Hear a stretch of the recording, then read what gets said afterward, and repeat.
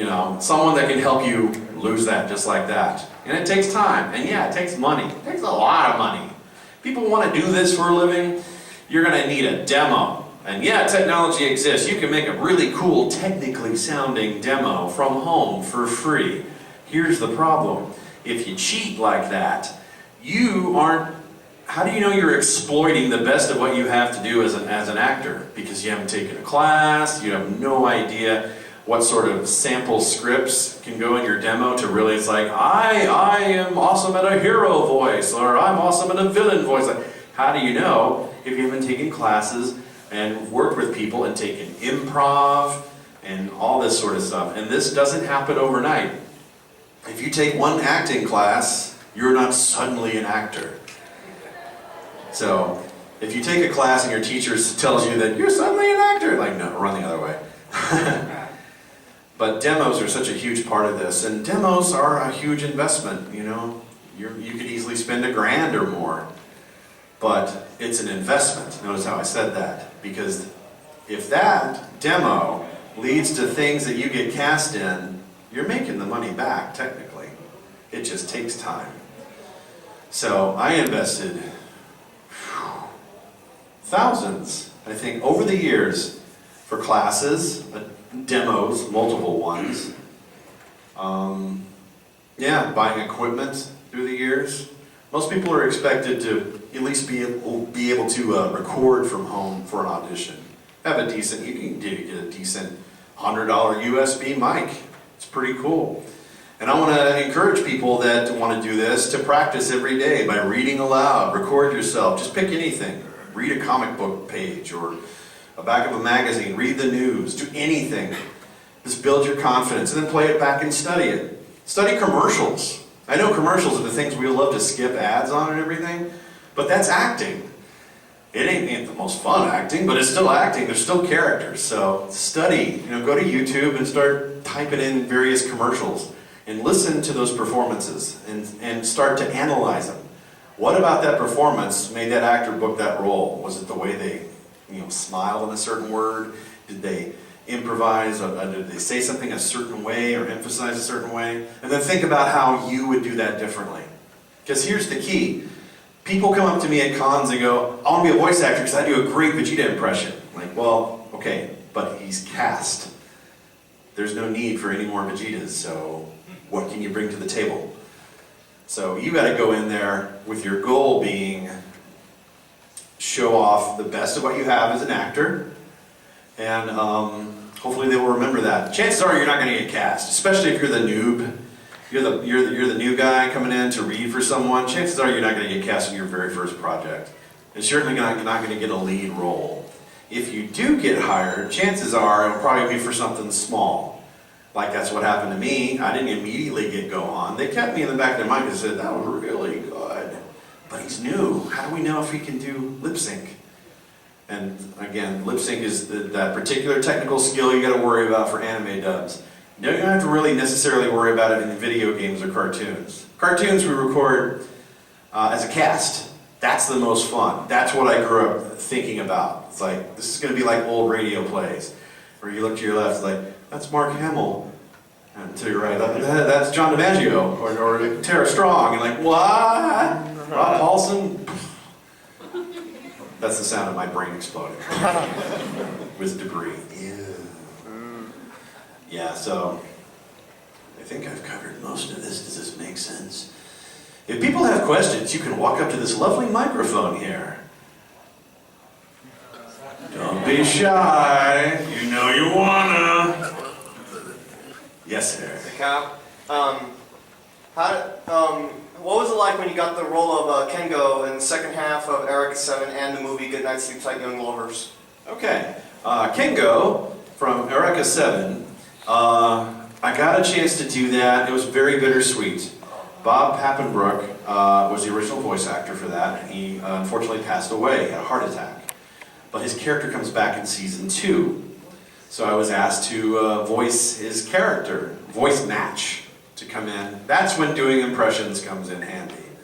But voice matching is just one little teeny tiny part of the voice acting world. So impressions, keep them in your back pocket, but don't make that the focus. The first few episodes of season 2, I did my best to try to match his intensity and his gravel and everything. And then I just kind of fell into what my own interpretation was. Tony Oliver, the director, Tony Oliver has directed Gurren Lagann, and he directed, he was Rick Hunter on Robotech for the old school fans. And he's just a super, super director. He says, yeah, you kind of drifted off voice, but you made it your own. So again, this is a huge thing, to go in there and commit to a performance and just make it your own.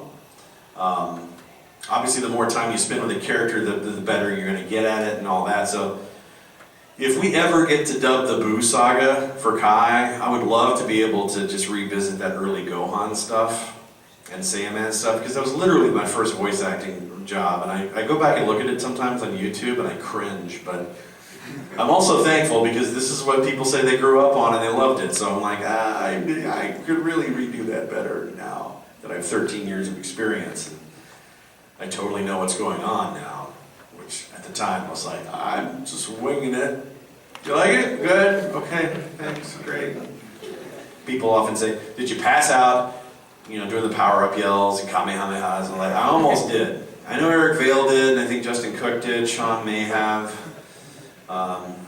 Yeah, but boy, the air doesn't circulate very well in a tight space. It's kind of like a TARDIS. You just walk in, but it's not big on the inside.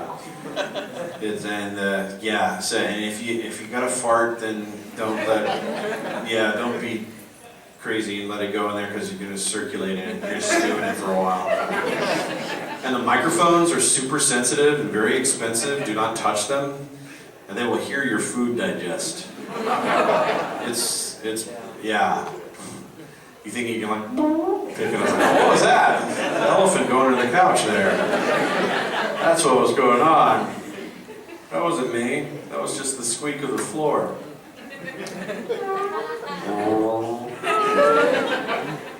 And mouth noise, man. Smacky mouth noise. It exists. Microphones accentuate that. So we fight that with green apples and room temperature water. But yeah, sometimes your stomach's like... I was doing that for the first hour of a video game I worked on last year, and I kept on apologizing after every line. Because certain mics, there's different types of mics, right? And we're using this, what's called a shotgun mic, because it's very thin and it looks like the barrel of a shotgun, kind of. And it's very targeted in terms of where it is. Like if you move 2 inches too much this way, then suddenly, what's going on? It's very, very important to stay on that one part. But it's so intense that it was pointed down at my face. So I'm saying the lines for the video game after every take. That was frustrating. But finally my stomach shut up and cooperated, as it does sometimes. Next. Yeah. During the Lupin the Third's first and final haul, how were you cast for those roles in those movies? For which one? In the Lupin the Third's first and final haul? Oh, okay. First and final haul. Oh, I don't even remember those. I remember Dead or Alive. I remember... Well, it's a complete set. It's the first haul, it has the first 5 movies, and the final haul has the second, other Box 5 set movies. titles. Yes. Oh, okay. Yes. That was just Sonny Strait, who voiced Lupin III in the Funimation dub, and he just kind of cast me and as several villains. I'm like General Headhunter, and Gehring, this crazy Nazi dude, in another one, and I voiced my first woman in Dead or Alive. That was fun. It's like just sound like you're in drag or something. Okay, well, other than every little thing thinks she's gonna get the. I don't think so. It's like that's great. So it's like Snagglepuss. It's like technically the character is a woman, but she had weapons in her bra, kind of like Austin Powers or whatever. So that was amusing. Fun times. Yes. You can shout. I could probably hear you. Okay. Are you going to do Gohan's voice for the new 200 episodes of Dragon Ball Z? I have heard nothing of 200 new episodes of DBZ. Heard of that? No, is that official from Toei, or is that just fans saying it? It feels like Dragon Ball AF, it's gonna happen. What? It's supposed to leave off for the World Tournament and did like the Majin Buu and all that. News to me. Oh yeah, because it was after the movie. If the movie was successful, that they were going to say. If the movie's successful. I'd like to see you in it. I would love to see all of us in it, but Battle of Gods is not even licensed, so Oh wow. so everyone who's watched it has broke the law. I'm kidding. But seriously, 20th Century Fox owns the rights to that internationally. If they were smart, they would license it immediately, put it in IMAX here, just like they did in Japan, and they might be surprised. I mean, it's not going to get, you know, the same numbers as your typical blockbuster, but still, probably enough to make them go, who'd have thunk? It's like, well, Dragon Ball Evolution didn't make sense, because Dragon Ball Evolution was crap, okay? Thank you.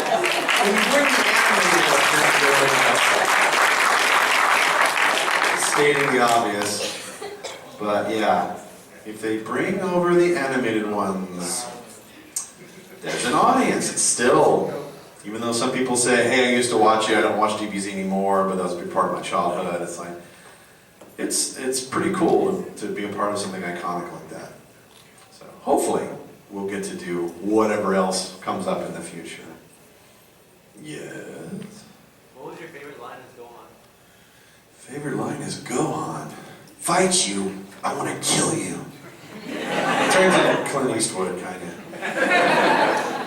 Or actually, Great Saiyaman in the third Budokai game. I'm going to beat some fashion sense into you. That's kind of fun.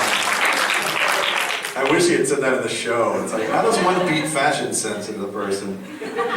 Wear those shoes and the hat and the crazy. Yes, sir. So how long did it take you to get down to screaming for Gohan? Not very long. It's just that you can't do it for hours on end, or at least at the time I couldn't do it for hours on end.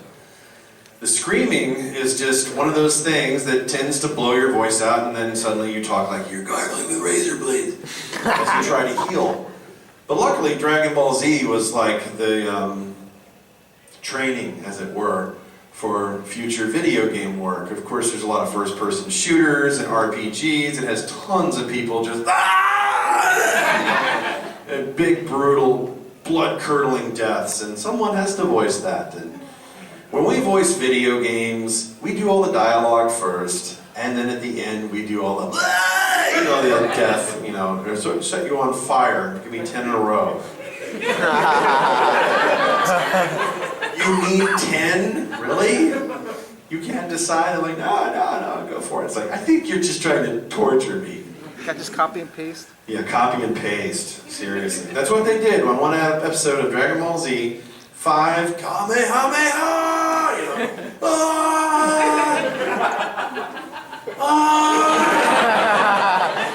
They took like 3 or 4 complete full breath, and just edited it into one long, inhumanly long scream. That's how we got there.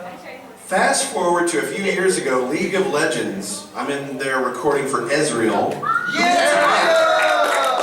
Nazis. I hate those guys. So I'm recording for Pulsefire. The new skin with all that stuff. And I get to do that line about what does the scouter say about his power level, and that's totally written out. I think they wrote that for me to say because they then knew that I was Gohan in Dragon Ball Z. First time I did Ezreal, they didn't know. They said, all right, on this song he's doing like a magic, thing, so he's kind of powering up. Did you ever watch that show Dragon Ball Z? I said, actually, I was on it. I was Gohan. You were Gohan? What? And they totally turned into fanboys. It was kind of fun. So, great. Yes. Which one? Either one. Whoever speaks first. What's been your favorite character the most out of all of them? That's really tough to say, because Ryu led to being on a Disney movie. And, I'm not a celebrity, so wow, that's like the coolest loophole ever. To be the voice of an iconic character, and in a movie about video games, just happen to want to put, So, hopefully I'll be in more. But as you know, Disney and Pixar and DreamWorks, they all think that movie stars have to be the main cast. I'm like, oh, come on. You got a whole talent pool that could totally do this. I don't know about you guys, but when I see an animated movie, I don't go there because it's Brad Pitt. Okay? Just saying. And if you're taking your kids to see Toy Story, they don't care that it's Tom Hanks. Or Tim Allen. And I'm not saying they're bad actors, I'm just saying they're not the reason people went. I don't think. That's just me.